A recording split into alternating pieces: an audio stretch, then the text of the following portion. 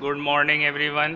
Once again मैं Aamir sir आपके सामने मौजूद हूँ अपने सेकेंड लेक्चर के साथ, चैप्टर इक्विलिब्रियम। आज हम लोग देखने जा रहे हैं dynamic nature of chemical equilibrium. तो थोड़ा बहुत तो आइडिया हो गया है कि डायनेमिक नेचर केमिकल इक्विलिब्रियम का क्या है।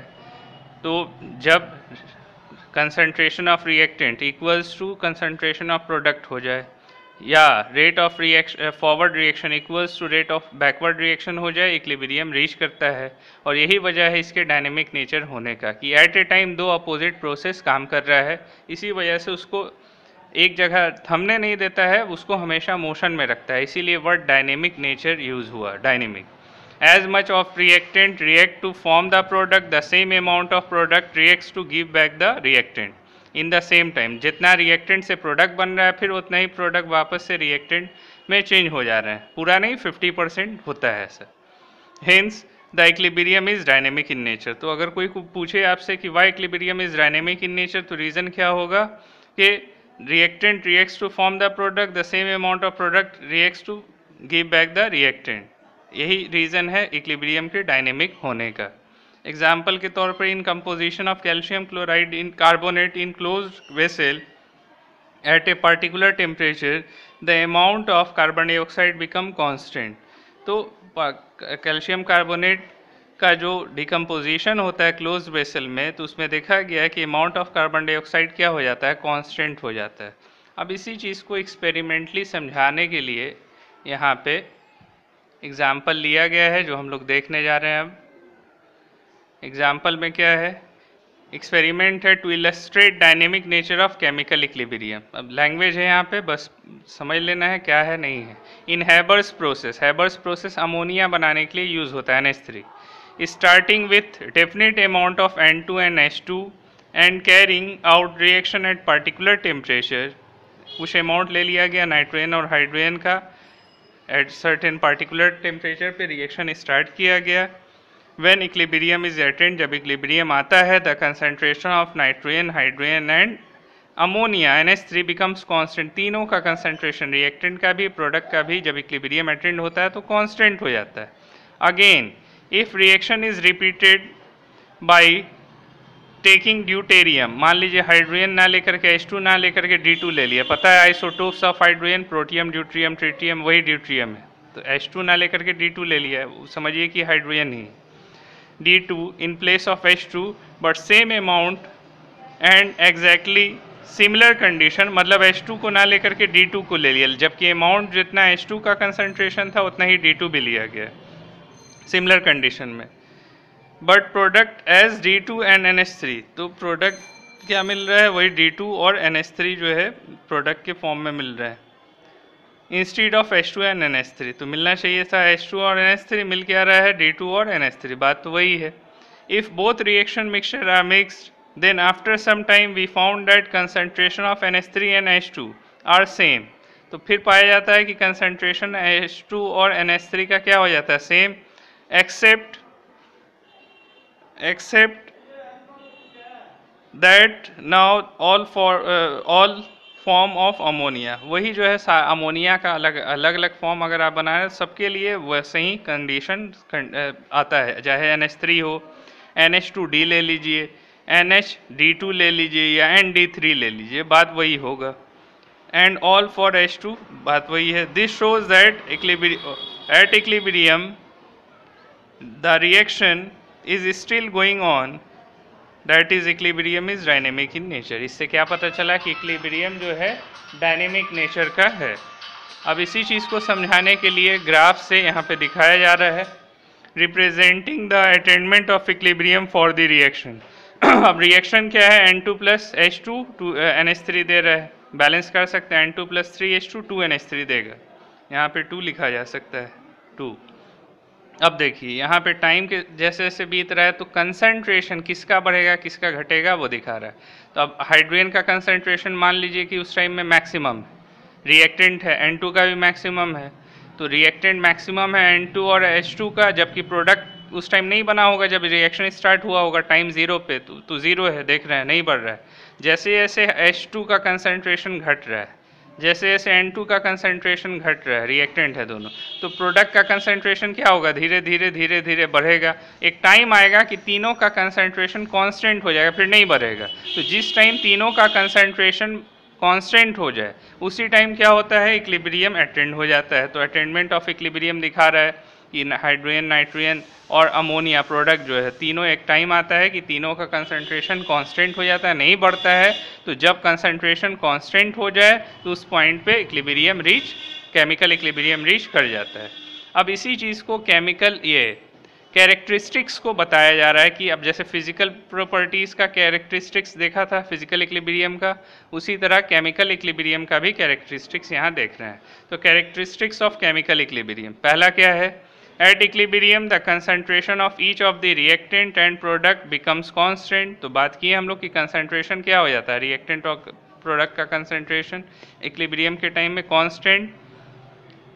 Graphically representation for general reaction A plus B C plus D, reversible reaction का ग्राफिकल रिप्रेजेंटेशन दिखा रहा है कि कंसंट्रेशन है A और B क्या है, आपका रिएक्टेंट है, उसका कंसंट्रेशन क्या होगा, घटेगा। जबकि C और D क्या है, प्रोडक्ट है, तो उसका कंसंट्रेशन क्या होगा, बढ़ेगा। एक टाइम आएगा कि दोनों का कंसंट्रेशन कांस्टेंट रह जाएगा, बढ़ेगा नहीं। तो representing consistency of concentration of reactant and product at equilibrium. तो वही चीज़ जैसे कि यहाँ पे हम लोग देख रहे थे कर्व से, यहाँ पे जो है ग्राफ से दिखा रहा है इसी चीज़ को। ए और बी रिएक्टेंट है, उस मैक्सिमम था इनिशियली, फिर फाइनली क्या हो गया, घट गया। वैसे ही प्रोडक्ट इनिशियली ज़ीरो था, फाइनली क्या हो गया, बढ़ गया। और फिर एक टाइम आया कि दोनों जो है कंसंट्रेशन कांस्टेंट हो गया। तो ये पहला पॉइंट हो गया कैरेक्टरिस्टिक्स केमिकल इक्विलिब्रियम का। उसी तरह दूसरा कैरेक्टरिस्टिक्स क्या है, at equilibrium rate of forward reaction becomes equals to rate of backward reaction. तो इक्विलिब्रियम के टाइम में क्या होता है कि रेट ऑफ फॉरवर्ड रिएक्शन बराबर हो जाता है किसके, रेट ऑफ बैकवर्ड रिएक्शन के। Hence equilibrium is dynamic in nature. तो याद रखना इक्विलिब्रियम डायनेमिक क्यों है नेचर में, क्योंकि रेट ऑफ फॉरवर्ड रिएक्शन बराबर है रेट ऑफ बैकवर्ड रिएक्शन के। थर्ड केस क्या है कि chemical equilibrium can be established only if none of the product is allowed to escape out और separate out as a solid. Chemical equilibrium तभी established होता है जब किसी भी प्रोडक्ट को बाहर निकलने ना दिया जाए। मतलब ये काम कहाँ होना चाहिए, क्लोज कंटेनर में। None of the product is allowed to escape out और separate out as a solid. तो अगर एस्केप कर जाएगा तो फिर रिवर्सिबल नहीं होगा, अगर रिवर्सिबल नहीं होगा रिएक्शन तो इक्विलिब्रियम रीच नहीं करता है। एग्जाम्पल के तौर पे if carbon dioxide gas escapes out in decomposition of calcium carbonate, the reaction will no longer remains reversible. Thus chemical equilibrium has mainly only for reversible reaction. तो chemical reaction किसके लिए है, chemical equilibrium reversible reaction के लिए। अब जैसे यहाँ दे रहा है example 2 AgNO3 plus KCl, AgCl precipitate के फॉर्म में बैठ जाएगा KNO3, यहाँ तो रिवर्सिबल केमिकल इक्विलिब्रियम रीच करेगा नहीं।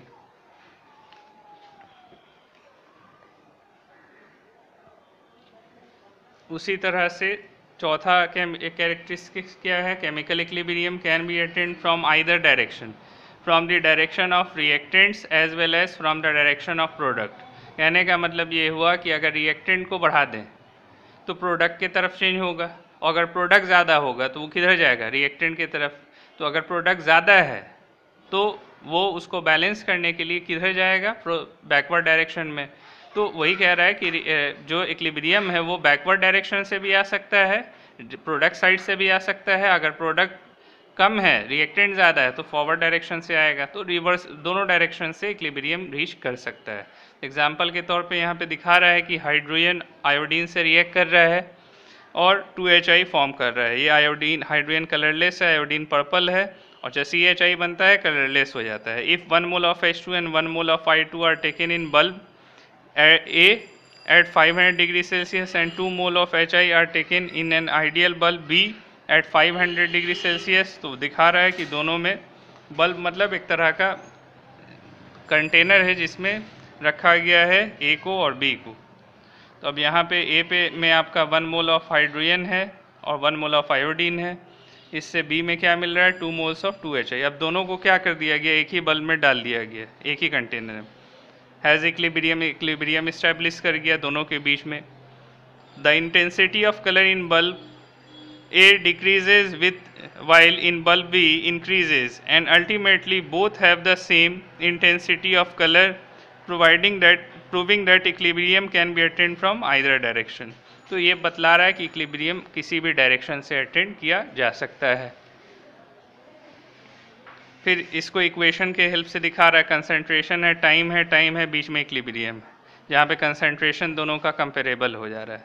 तो ये graphically mole 1 mole of hydrogen 1 mole of iodine, इधर में क्या दिखा रहा है 2 मोल्स ऑफ HI, तो इसको ग्राफिकली दिखा रहा है H2I2 है और ये HI है, तो दोनों रिएक्टेंट और प्रोडक्ट का कंसंट्रेशन सेम हो गया। बैकवर्ड डायरेक्शन से आता है तो भी यहाँ पहुँचता है, फॉरवर्ड डायरेक्शन से आता है तो भी यहाँ पहुँचता है। तो दोनों ही केस में मतलब समझना है कि इक्विलिब्रियम बैकवर्ड और फॉरवर्ड डायरेक्शन से कहीं से भी रीच कर सकता है। पांचवा और अंतिम पॉइंट है ये इक्विलिब्रियम के कैरेक्टरिस्टिक्स, केमिकल इक्विलिब्रियम के कैरेक्टरिस्टिक्स का।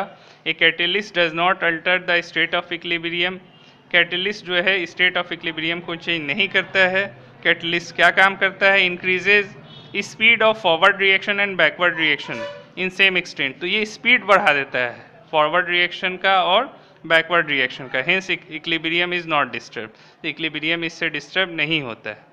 Due to adding of catalyst equilibrium attained quickly, और जैसे ही आप कैटलिस्ट को ऐड करते हैं तो इक्विलिब्रियम जो आना चाहिए वो बहुत जल्दी ही अटेंड कर जाता है।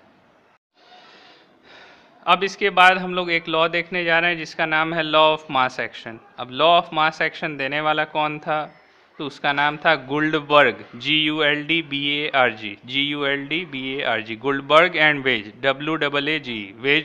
वेज नॉन वेज वाला नहीं है, वेज ये आदमी का नाम है जिसने ये दिया।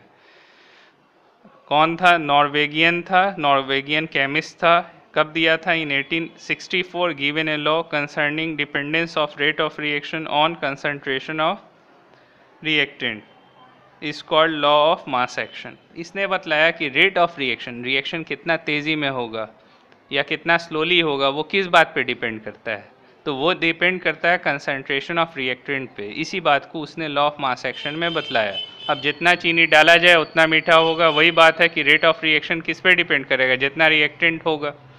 तो वही यहाँ पे मेंशन कर रहा है लॉ ऑफ मास एक्शन में, it is a law concern with the dependence of rate of reaction on the concentration of reactant. तो ये लॉ किससे कंसर्न है, dependence of rate of reaction किस पे, on the concentration of reactants. अब इसके बाद यहाँ पे डेफिनेशन है,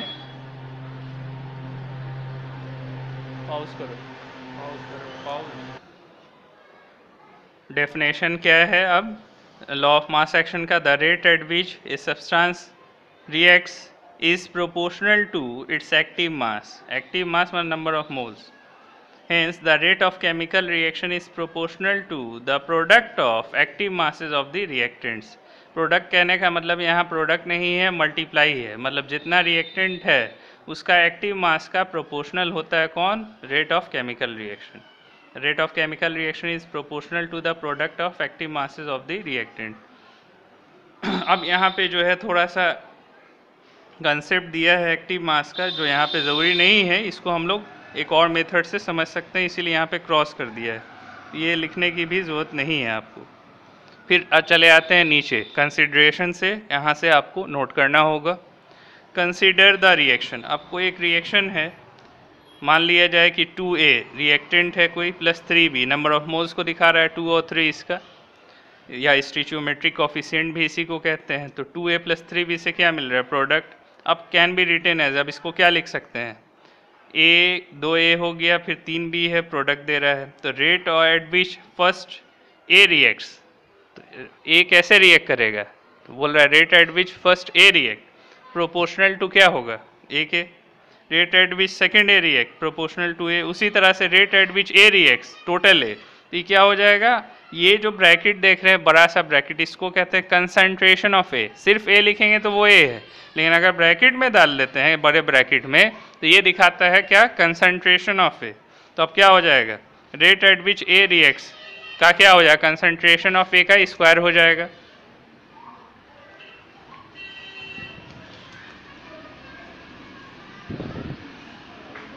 उसी तरह से यहाँ पे similarly rate at which B reacts, तो अब B कैसे रिएक्ट करेगा, rate at which B react is proportional to B पे पावर क्यूब, बी पे पावर क्यूब हो जाएगा, तो therefore rate of reaction between A and B क्या हो जाएगा, प्रोपोर्शनल टू कंसंट्रेशन ऑफ ए का स्क्वायर और कंसंट्रेशन ऑफ बी का क्यूब हो जाएगा, क्योंकि 3 बी है तो बी का क्यूब हो जाएगा। Hence for most general reaction a अब ये जनरल रिएक्शन दे रहा है, ए स्मॉल ए जो है नंबर ऑफ मोल्स को दिखा रहे है, plus B plus C plus कुछ भी हो वो इक्वल्स टू क्या हो जाएगा, प्रोडक्ट के। तो रेट ऑफ रिएक्शन किसके प्रोपोर्शनल होता है, concentration product of concentration of reactant के। वही है कि यहाँ पे दिखा रहा है कि ए पे स्मॉल ए आ गया, concentration of A, concentration of B और कंसंट्रेशन ऑफ सी का क्या हो गया, प्रोडक्ट हो गया। फिर एक डेफिनेशन फाइनली कंक्लूड करता है यहाँ पे कि thus the rate of reaction is proportional to the product of active masses of the reactant, product of active mass of the reactant। तो active masses of the reactant जो है उस पर डिपेंड करता है, उसके प्रोडक्ट पे rate of reaction। each raised to the power equals to its stoichiometric coefficient, each raised to the power equals to stoichiometric coefficient कहने का मतलब जो stoichiometric coefficient है a small B small C, तो जो पावर उस पर रेस किया गया मतलब रखा गया उसी को कह रहे हैं each raised to the power equals to its stoichiometric coefficient as represented by balanced chemical equation। अब जो बैलेंस करते हैं तो जो भी कोफिशिएंट होता है वो कंसंट्रेशन के पावर में चला जाता है रेट ऑफ रिएक्शन लिखने के टाइम में। तो ये हो गया आपका लॉ ऑफ मास एक्शन, इसी को कहते हैं। याद रखना है कि in law of mass action active masses of the reactant is directly proportional to rate of reaction. अब इसके बाद है एक और लॉ जिसका नाम है लॉ ऑफ केमिकल इक्विलिब्रियम। अब लॉ ऑफ केमिकल इक्विलिब्रियम क्या है, it can be obtained by applying law of mass action to reversible reaction. इसको ऑब्टेन किया जा सकता है कैसे, जब लॉ ऑफ मास एक्शन को लगा दिया जाए रिवर्सिबल रिएक्शन में। तो अब मान लीजिए कि इक्विलिब्रियम में है कोई इक्वेशन है a plus B, reversible arrow c plus D है। तो at equilibrium suppose active masses of A B C and D are represented at, कैसे रिप्रेजेंट करेंगे, कंसंट्रेशन के टर्म में अंडर ब्रैकेट डाल देंगे, ए बी सी डी हो गया। Applying law of mass action, तो अब क्या किया जाए, अब लॉ ऑफ मास एक्शन लगा रहे हैं तो rate at which A and B react, अब इसकी बात कर रहे हैं फॉरवर्ड डायरेक्शन में, ए और बी रिएक्टेंट अगर है, A and B react together, तो अब क्या लिखा जाएगा, रेट क्या लिखा जाएगा, क्योंकि फॉरवर्ड डायरेक्शन में जा रहा है, सी और डी दे रहा है, तो rate of forward direction is proportional to active masses of the reactant A और बी, तो उसके कंसंट्रेशन के प्रोडक्ट के प्रोपोर्शनल होगा। तो rate of forward reaction is proportional to concentration of A into concentration of B. ठीक है, अब प्रोपोर्शनैलिटी का साइन हटाना है तो कांस्टेंट देना पड़ता है, तो इक्वल्स टू के एफ। तो अब के एफ क्या है, के एफ यहाँ पे है वेयर के F is constant of proportionality and is called velocity constant for forward reaction. के एफ क्या है, कांस्टेंट ऑफ प्रोपोर्शनैलिटी है किसके लिए, और क्या कहलाता है वो, वेलोसिटी कांस्टेंट किसके लिए, फॉरवर्ड रिएक्शन के लिए। याद रखना है, velocity constant for forward reaction को के एफ से दिखाते हैं। तो rate of forward reaction equals to क्या हो जाएगा, K F into concentration of A into concentration of B. तो ये रेट ऑफ फॉरवर्ड डायरेक्शन में फॉरवर्ड रिएक्शन के लिए हो गया। उसी तरह से रेट ऑफ बैकवर्ड रिएक्शन की बात करें तो क्या होगा, similarly rate at which C and D react, तो सी और डी कैसे रिएक्ट करेगा, रिएक्ट करके ए और बी कब देगा, बैकवर्ड डायरेक्शन से। तो इसीलिए रेट ऑफ बैकवर्ड रिएक्शन क्या होगा, प्रोपोर्शनल टू कंसंट्रेशन ऑफ सी और डी। तो अब यहाँ पे फिर प्रोपोर्शनैलिटी का साइन हटाएंगे तो कांस्टेंट आएगा, तो यहाँ ले लिया constant K B, concentration C into D. अब के बी क्या है, where K B is velocity constant for backward reaction. तो वेलोसिटी कांस्टेंट दोनों में कॉमन है, के बी में, ये बैकवर्ड रिएक्शन के लिए के बी और फॉरवर्ड रिएक्शन के लिए के लेंगे, के एफ लेंगे। तो at equilibrium rate of forward reaction क्या होता है, बराबर होता है किसके, रेट ऑफ बैकवर्ड रिएक्शन के। अब ये जो वैल्यू है दोनों का, इस वैल्यू को आपको पुट करना है। रेट ऑफ फॉरवर्ड रिएक्शन में क्या था, के एफ इंटू ए इंटू बी था, इक्वल्स टू के बी इंटू सी इंटू डी था। अब क्या करना है कि ए और बी को इसके नीचे ले जाना है, सी और डी के। तो सी और डी के नीचे क्या ले लिया, ए और बी, तो क्या आ जाएगा, के एफ डिवाइड बाई के बी आएगा, इक्वल्स, क्योंकि दोनों कांस्टेंट हैं तो ये भी क्या हो जाएगा, के इक्वल्स टू के होगा, नया कांस्टेंट आ गया। तो एट कांस्टेंट टेम्परेचर एज के एफ एंड के बी आर कांस्टेंट, देयरफॉर के एफ बाई के बी इक्वल्स टू के is also constant at constant temperature and is called equilibrium constant. याद रखिए, के एफ बाई के बी इक्वल्स टू के होता है, ये भी कांस्टेंट है, और इस के को जो ऑब्टेंड हुआ है उसको क्या कहते हैं, इक्विलिब्रियम कांस्टेंट कहा जाता है। नोट में है यहाँ कुछ कि active masses of the product are written in numerator. Active masses of product को कहाँ लिखते हैं? न्यूमरेटर कहने का मतलब ऊपर, प्रोडक्ट है ना सी और डी, तो उसको कहाँ लिखेंगे? एक्टिव मास ऊपर, जबकि and that of reactant is in denominator. Denominator मतलब नीचे, उसका नीचे लिखा जाता है active mass. Now consider more general reversible reaction. अब जनरल फॉर्मूला यहाँ पे आएगा लॉ ऑफ केमिकल इक्विलिब्रियम के लिए। तो यहाँ पे है कोई रिएक्शन है जिसमें A प्लस बी रिएक्ट कर रहा है और X और कैपिटल X और कैपिटल Y दे रहा है। अब यहाँ भी लगा दीजिए applying law of mass action. तो जो आपका प्रोडक्ट है वो ऊपर रहेगा, रिएक्टेंट का कंसंट्रेशन नीचे शो करना है, और each raise to the power equals to stoichiometric coefficient. अब जो भी स्टिचियोमेट्रिक कोफिशिएंट है small a small b small x small y वो वहाँ पे लगा दीजिए। इक्वल्स टू क्या हो जाएगा? के क्या है? इक्विलिब्रियम कांस्टेंट है यहाँ पे, या केसी भी कह सकते हैं। केसी किस में होगा? इन टर्म्स ऑफ कंसंट्रेशन केसी लिखा जाएगा। अगर कंसंट्रेशन दिया हुआ ए बी एक्स वाई का तो उसको केसी से डिनोट करते हैं, वेयर के और KC is called equilibrium constant at constant temperature. The above mathematical equation is called law of chemical equilibrium. अब ये जो मैथमेटिकल इक्वेशन मिला, ये वाला जहाँ न्यूमरेटर और डिनोमिनेटर की बात करना है कि न्यूमरेटर में प्रोडक्ट के कंसंट्रेशन को रखना है और डिनोमिनेटर में रिएक्टेंट के, तो यही क्या कहलाता है? इस इक्वेशन को क्या कहते हैं? मैथमेटिकल इक्वेशन को लॉ ऑफ केमिकल इक्विलिब्रियम कहा जाता है।